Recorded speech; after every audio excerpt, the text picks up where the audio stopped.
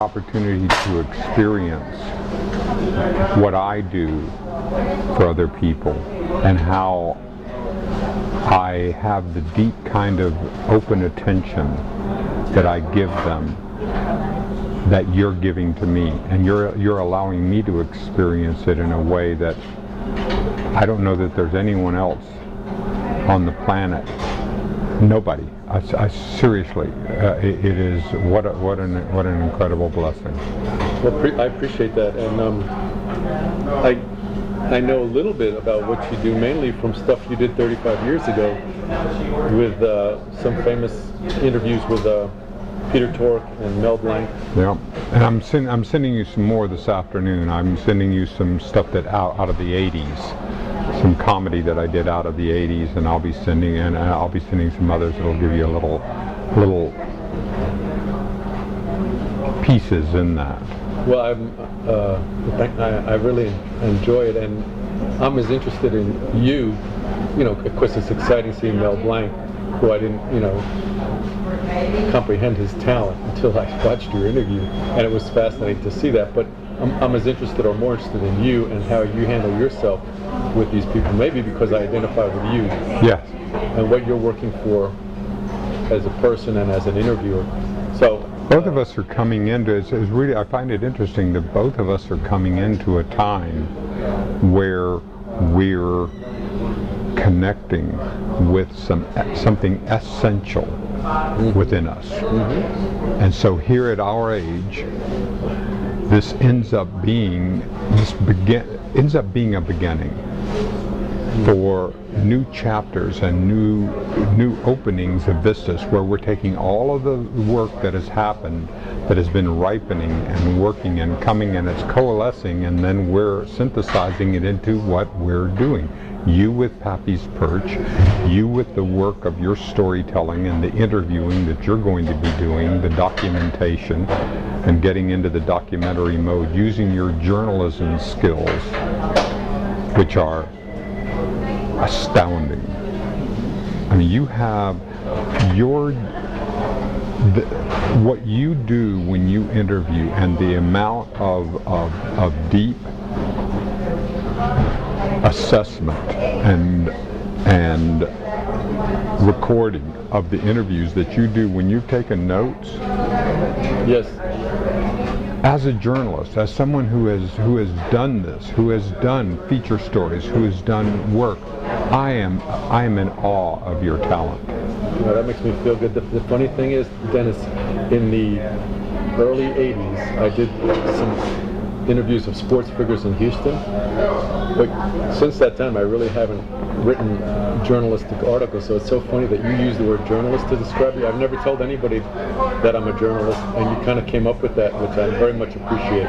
Well, I'm so glad. I'm so glad that you do, because I recognize it so clearly in you, and it's part of what, because in this symbiotic work that you and I are doing, is that we are here to, so how is it that we can support one another in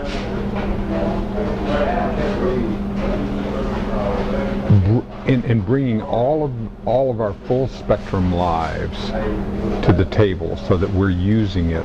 This is what I think elderhood is about.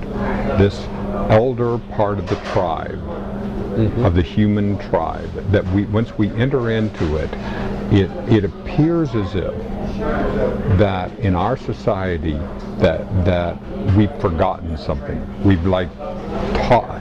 Do you remember as a child going to a nursing home? Yeah, yes, I actually worked in one as a high school kid. Sitting there, watching someone in a wheelchair at the side, outside their door, vacant, looking off into. Frightening. I thought, what a waste. Mm-hmm. It wasn't. I didn't have the empathy to connect myself with what I was there. I didn't. But I just sat there and I just went, "Is this the best we can do? Mm-hmm. Is this what we can? Is this humane? Is this?" In my own life, I have found myself. I've always gravitated to having a mentor, like usually someone 10 years or more now that I'm 67 and you're about that age too. Yep, it's I'm kinda harder 68, so to I'm a find year, people yeah. much more than 10 years older, but so now it's more like anyway, always an older mentor giving me insights. But I wanted to, before we talk about your life and legacy pursuits, go back to your childhood for a bit, because I think you once told me in one of our earlier discussions fascinating observations about yourself as a child, and that you didn't gravitate toward the stereotyped male figures. Yep. And you have a great self-awareness there. So what was it like being Dennis as a young kid in the 50s with John Wayne and all that imagery? I just felt so out of place. I could not have felt, I somehow got it into my brain, and because you have to, for people who didn't go through it, it's difficult for them to understand how it was. But during that time, we had enough, because in my upper middle class existence, we had enough money to be protected from any kind of economic problems during those years. Okay, and my great aunt and uncle who raised my mother, and just a quick digression here, okay? Sure. For my grandmother was a single mother.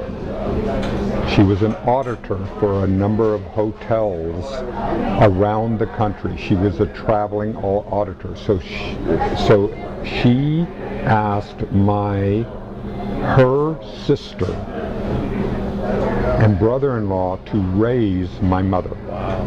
Okay, so he was like the second in command on a 35,000 acre ranch in southwest of Victoria, called Texas. It's called the McFadden Ranch. It's part of the J.A. McFadden Estates. It was about 100,000 acres all through there. A lot of cattle, a lot of oil.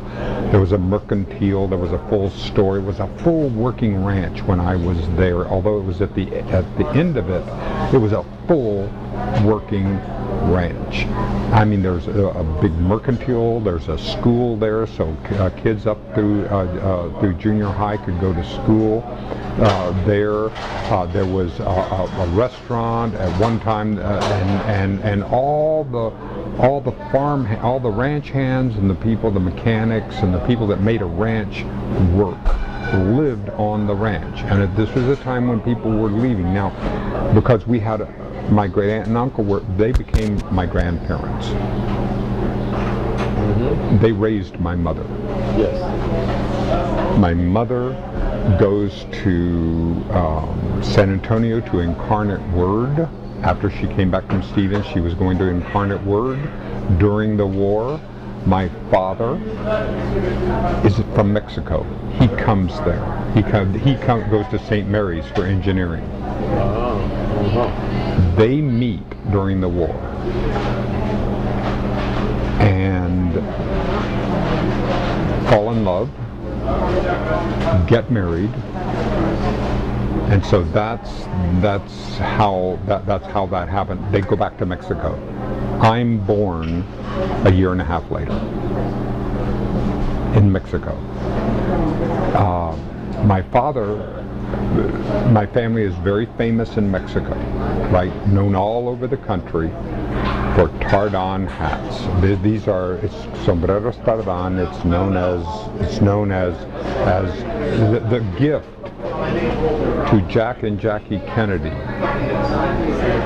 on their state visit from Mexico was a tardan hat, the big sombrero, and my family kept a woman employed who knew how to sew in gold thread these eagles, the Mexican eagles. So she would sew gold and silver around them. I wonder where that hat is. I mean, somewhere in Caroline's the one that the archives. Kennedys She received. must.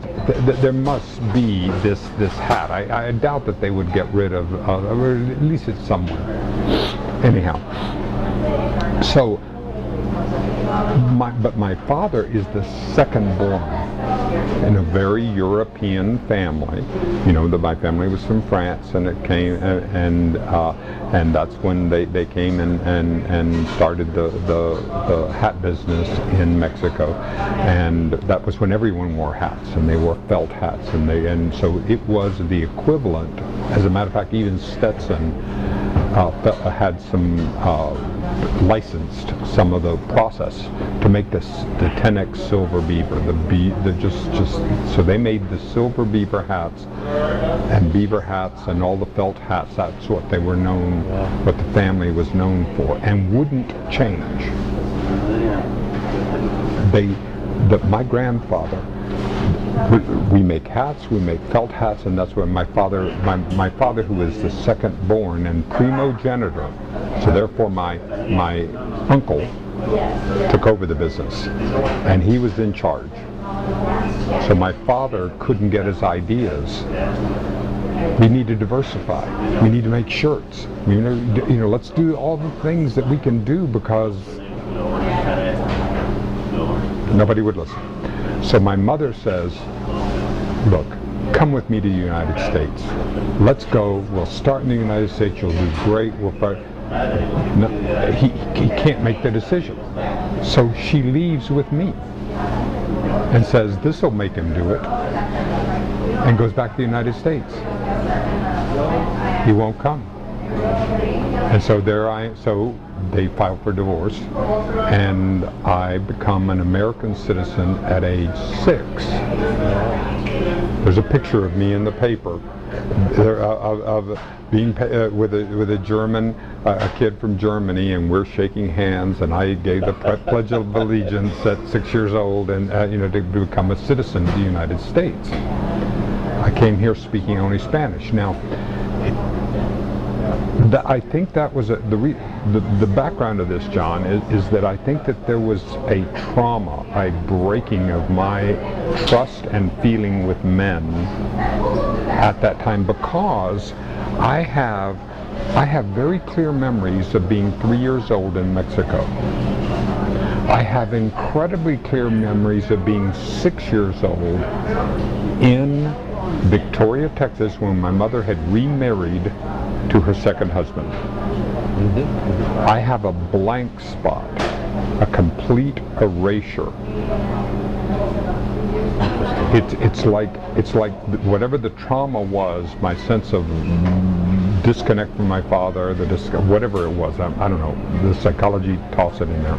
Did you ever see your bio father again? All the time. I'd fly down there. I'd fly down there, and we'd talk on the phone. But there was still something that. Oh yeah. And he remarried, had 4 children. I'm close to them all. Oh really? I didn't know all that. And that's great. So yeah. Now, did your family cause a little trouble in New York before making it down to Mexico? Is that what you told me? Well, yeah. There was an interesting. My great grandfather. Yeah, it's a story. I'll send it to you. It's from you'll see it in the New York Times, and there was even myths about it. I mean, there's a story that one of Pancho Villa's an actual story in the United States, in different newspapers around the United States, that one of Pancho Villa's lieutenants came into the Tardon store and killed my great-grandfather over a disagreement. Obviously, didn't happen because I'm here. It was, but this is the story, the bylines in fake news. Yeah, exactly. There may be some element of truth, but. Okay.